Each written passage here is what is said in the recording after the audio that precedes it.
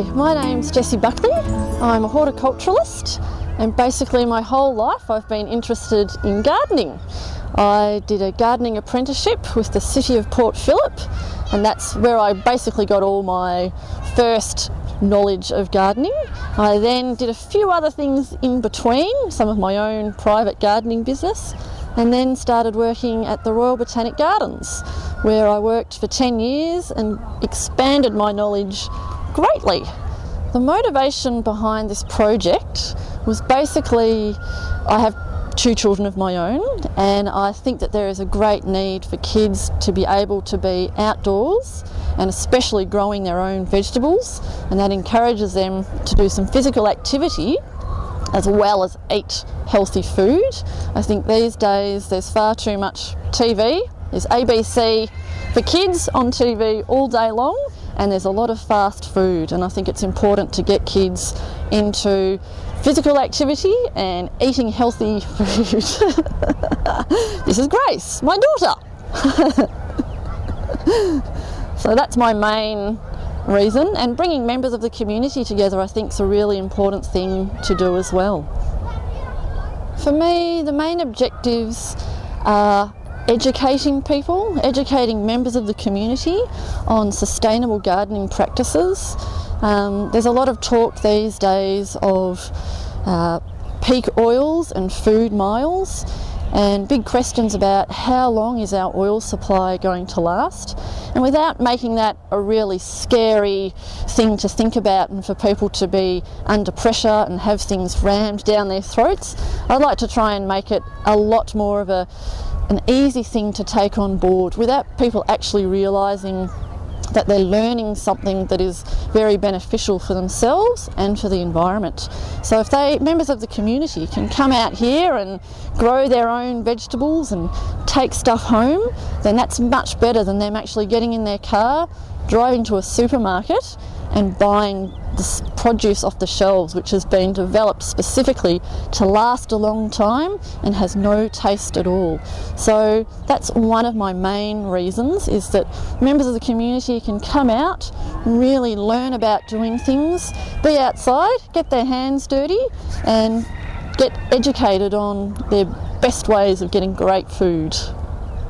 To get this garden started, I guess I had the idea in my head, and then I had many sleepless nights wondering, how can I go about it? What should I do to set it up?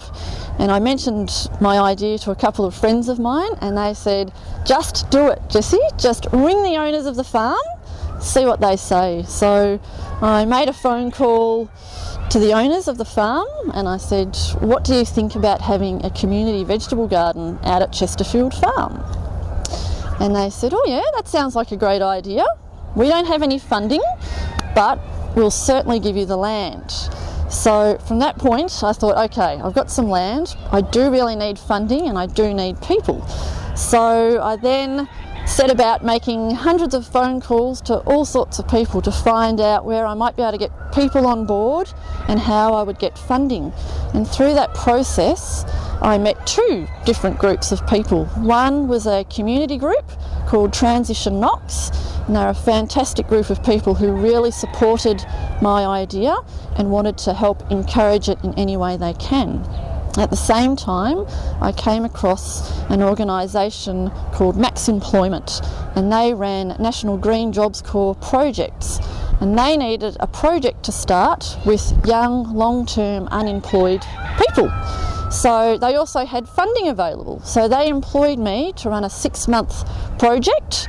I was still getting encouragement from the people from Transition Knox, and I had the students, and it was great. I loved having, there was about 10 of them at one time, and I basically came up with what we were going to do, did a quick design, and then we went from there, and it was so great working with them. They were very keen, very enthusiastic. I would say, today we're going to build some raised garden beds. Here's the timber, here's some nuts and bolts. I was very lucky to get some help from the man that manages the farm here, and we got building and we set everything up, and that's how it all came about, with some funding from Max Employment. The owners did end up contributing some money, and they paid for all the fruit trees that are here, and also were able to source some soil. They provided some corrugated iron that they had, which was fantastic. I chose Chesterfield Farm to establish the garden because I just think it has a really nice feel. It's already a farm environment with all the animals here, and anyone that does gardening knows that animal manure is a fantastic source of compost. It's really good for the garden. And I just thought, having the animals, there's an open space out here. It has a very calm feeling to it. There's a bit of a national park, not quite a national park, but lots of gum trees and open space to one side, some old heritage buildings over on the other side.